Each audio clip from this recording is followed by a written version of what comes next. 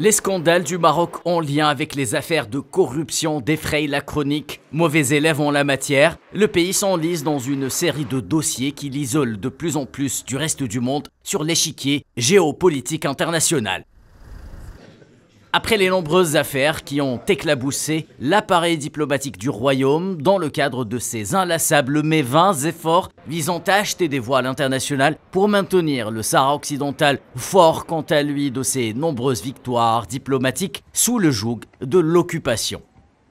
Détournement de deniers publics, viol ou encore malversation immobilière et foncière, les griefs ne manquent pas, ils touchent également d'autres strates de la politique marocaine. Les dossiers liés à la corruption qui gangrènent partis politiques et institutions officielles à l'intérieur du pays font également tâche. Preuve à l'appui, 15 députés ont été déchus de leur mandat par la Cour constitutionnelle du pays depuis 2021.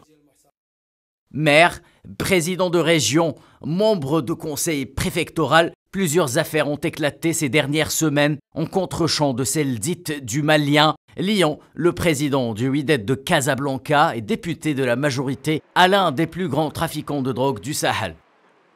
Plus récemment, le Conseil de la concurrence marocain a rattrapé 9 entreprises pour pratiques frauduleuses, une sanction assortie d'une amende de 165 millions d'euros. Il se trouve que l'une des sociétés épinglées étant détenue par le Premier ministre Aziz Akhannouch.